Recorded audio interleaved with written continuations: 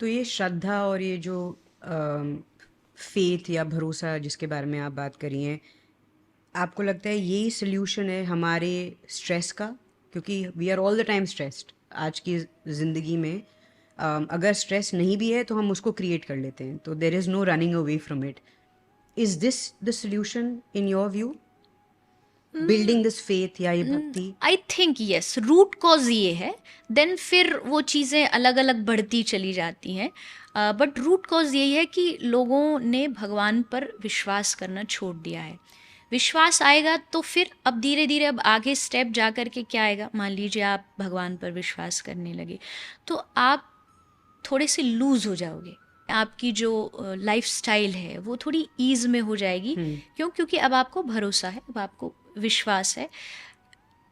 आज जो स्ट्रेस बढ़ रहा है, जो इतनी सारी टेंशन, उसका एक ये कारण भी है कि लोग ना बहुत ज़्यादा चीज़ों को कॉन्फ्लिक्ट करते जा रहे हैं।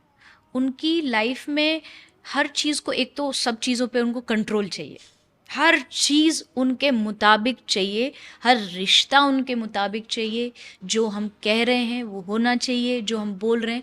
तो इससे क्या होगा, अब लाइफ ऐसे तो नहीं चलती ना कि जो हम चाहते वही हो। चीज़ें बदलेंगी, सरकमस्टांसेस बदलेंगे, सिचुएशंस बदलेंगी। तो अब वो जब बदलती हैं तब फिर थोड़ा सा ईज होना ज़रूरी है, लूज छोड़ना ज़रूरी है। संबंधों में, रिश्तों में, परिवार में, कि भाई ठीक है, तुम जैसे हो वैसे हो, हम जैसे हैं वैसे हैं, और एक दूसरे को वैसे एक्सेप्ट कर लेने से फिर थोड़ा सा स्ट्रेस जो है वो कम हो जाएगा। जब आप सब चीज़ों पर हावी होने की कोशिश करते हैं ना, तब बात बिगड़ती है, और वो बिगड़ते बिगड़ते फिर रिश्तों को एकदम ख़त्म कर देती है।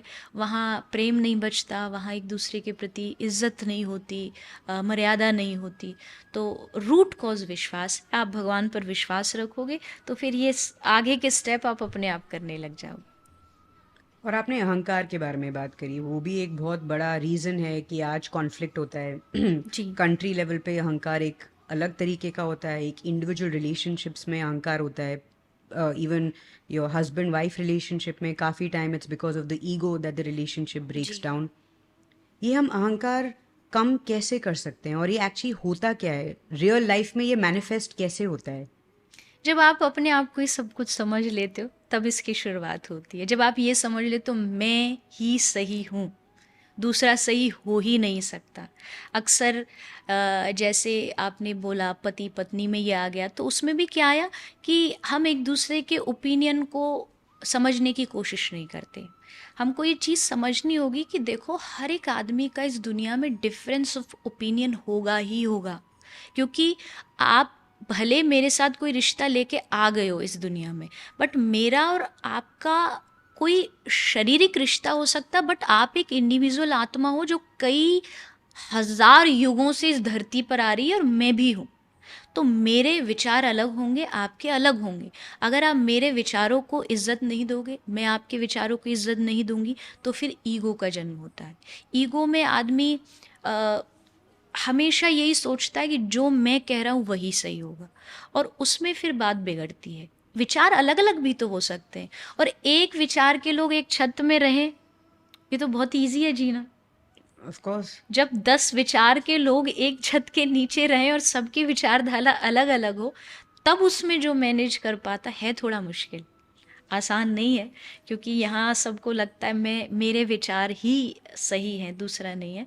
बट जब ये हम सीख जाते हैं कि ठीक है तुम जैसा, लेकिन इसमें एक चीज़ मुझे लगता है ये समझने की ज़्यादा ज़रूरत होती है कि खींचो मत ज़्यादा उन चीज़ों को अपनी ओर। कंट्रोल करने की कोशिश करोगे कि मेरे विचारों में अपने विचार मिलाओ, तो फिर बात बिगड़ जाएगी। हमें छोड़ना चाहिए कि आपके विचार की भी मैं रिस्पेक्ट, और अपने विचार की भी मैं इज्जत करता। जहाँ आपकी थिंकिंग, आपके विचार नहीं मिलते हैं, तो वहाँ थोड़ा सा साइलेंस हो जाना ज़्यादा अच्छा है, रादर देन आर्ग्यूमेंट। इस दुनिया में आज तक कोई भी आर्ग्यूमेंट से किसी को कन्वर्ट नहीं कर पाया है। हम आर्ग्यू बहुत करते हैं, नहीं तूने ये किया, तूने, एक दूसरे के प्रति हम आर्ग्यूमेंट करते ही रहते। बट अच्छा ये कि चुप हो जाओ, बातों से बात थोड़ी ज़्यादा बढ़ जाती है। क्योंकि वो अपना तर्क देता है। इस दुनिया में हर आदमी के पास अपने अपने आर्ग्यूमेंट्स हैं। कोई भी व्यक्ति अपने आप को गलत नहीं मानता इस दुनिया में। उसको पता मैं मेरी जगह सही ही हूँ। तो थोड़ा शब्दों को बचा करके मौन, मौन दुनिया का सबसे बड़ा उत्तर है, ऐसा कहते हैं लोग कि मौन रहोगे और अपने काम को करते रहो, इतने अच्छे से करो। जैसे मान लीजिए, मुझे अक्सर बच्चों का क्वेश्चन आता है, मुझे इस फील्ड में जाना है, मुझे म्यूज़िक में जाना है, मुझे डॉक्टर बनना है, पर पापा तो बोल रहे हैं इंजीनियर बनना पड़ेगा। करेक्ट। अब क्या करूं? तो अब क्या करना है कि आपको जो बनना है वो बनते रहिए और इतनी मेहनत करिए कि आप एक दिन उनको जाके कह सको कि देखो आपने बोला था और मैंने इस चीज़ को करके दिखा दिया। अब वो भले बाहर से नहीं मानेंगे, लेकिन मन में वो कहीं ना कहीं मानेंगे कि हाँ, इसने सही चुनाव किया, सही चूज़ किया और इसने अपने गोल को अचीव किया।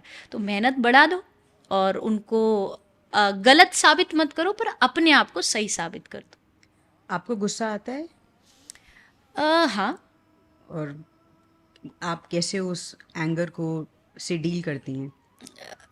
एक्सट्रीम लेवल पे तो मैं नहीं कह सकती जैसे कोई एकदम बिल्कुल तोड़ फोड़ कर दे और इस टाइप से नहीं, पर कुछ चीज़ें हाँ, जब कभी अपने मन की नहीं होती है या हमें लगता है ऐसा होना चाहिए, नहीं होता है, तो बहुत बार आता है। लेकिन फिर इशारा उसकी तरफ चला जाता है कि अगर वो कर रहा है तो मतलब मुझसे ज़्यादा समझदार वो है, अगर उसने ये परिस्थिति दी है तो ज़रूर कुछ ना कुछ अच्छा ही बना रहा होगा।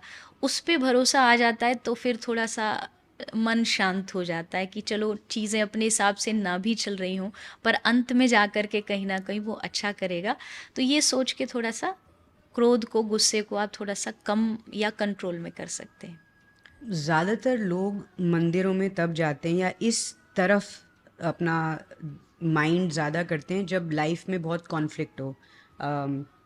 और मैं ये डिसरिस्पेक्टफुली नहीं कह रही, मगर जैसे जब मैं अभी वृंदावन गई या मैं मंदिरों में गई हूँ, हम लोग जाते हैं एक दूर होने की, इतनी स्ट्रेस है, इतना नॉइज़ है, इतना डिफ़िकल्टीज़ हैं, और मैं मंदिर जा रही हूँ सुकून के लिए। और जब हम मंदिर में जाते हैं तो we find one, there is a lot of dirt, generally visually लगता है कि बहुत गंदगी है अराउंड। और उसके बाद जब आप अंदर जाते हैं तो ये भी बहुत महसूस होता है, या मुझे हुआ है, कि एक कठोरता है अंदर। There is rude behaviour, there is a particular way of speaking. और कभी कभी आप वहाँ जाते हैं उस सुकून के लिए, और वहाँ पे भी आपका विश्वास टूट जाता है, क्योंकि आप वहाँ गए हैं एक होप के साथ कि मेरे को जी। यहाँ कुछ आंसर्स मिलेंगे, मगर उस आंसर्स की जगह और एंगर और कॉम्प्लेक्सिटी और एक क्या बोलें, एक हेल्पलेसनेस टाइप और फीलिंग आ जाती है कि यहाँ पे भी मुझे वो नहीं मिला या वो आंसर्स नहीं मिले। तो हम एज अ सोसाइटी ये कैसे बदल सकते हैं? क्योंकि एक जना कुछ नहीं कर सकता, और मैं ऐसे भी राइट। नहीं बोल रही कि ये जो मंदिरों में हो रहा है ये सिर्फ उनकी गलती है। हम लोगों ने एज अ सोसाइटी ये सिचुएशन क्रिएट कर दी है कि आप जाएं तो सिर्फ पैसे के बारे में बात होती है, या आपको you see a lot of dirt. So how, what is your view and what are you doing in your own capacity also to change this? Because a lot of young people, even when I was young, I got completely pushed away from religion because I saw all this. क्योंकि एक mood एक खराब हो जाता है and you get away from it. जैसा आपने कहा कि इसके लिए तो देखो सोसाइटी के हर व्यक्ति को रिस्पॉन्सिबिलिटी लेनी Yes. पड़ेगी। Yes. एक्सटर्नल जो चीज़ें हैं, जो बात हम डर्ट की करते हैं या कुछ भी होती है, ये तो हम ही लोग कर रहे हैं, कोई हाँ. और नहीं कर रहा है। तो अगर आप मंदिर जा रहे हैं, आप जा कर के बदतमीज़ी करते हैं, आप अपशब्द बोलते हैं, तो आप कैसे सोच सकते हैं कि वहाँ बैठा भगवान आपको देख भी रहा होगा?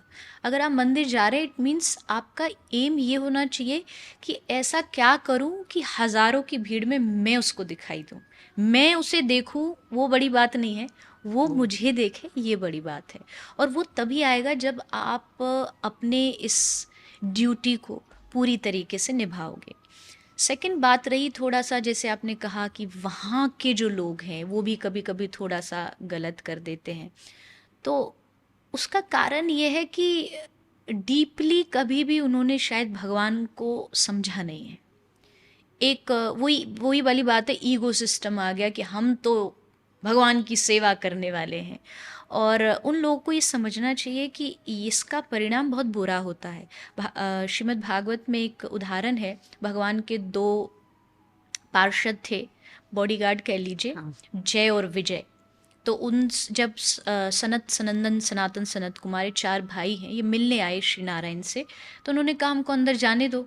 तो वो रोक के खड़े हो, नहीं तुमको तो हम नहीं मिलने दे सकते, टाइम नहीं है, ऐसा नहीं है। और कई बार क्या होता है ना, ये हम भगवान की बात कर रहे हैं, बट ये कभी कभी ऐसा गुरुओं के साथ भी हो जाता है। जो गुरु है मेन, वो बहुत शांत होगा, बहुत नेचर फ्रेंडली होगा, सबसे लेकिन उनको जो मिलवाने वाले होंगे वो थोड़ा बड़े एग्रेसिव हो जाते हैं। बट इससे पूरा जो असर पड़ता है उस व्यक्ति पे पड़ता है कि भाई उनके यहाँ तो ऐसा होता है। तो इसमें जो नीचे वाले लोग हैं उनको बहुत सावधानी रखने की ज़रूरत है।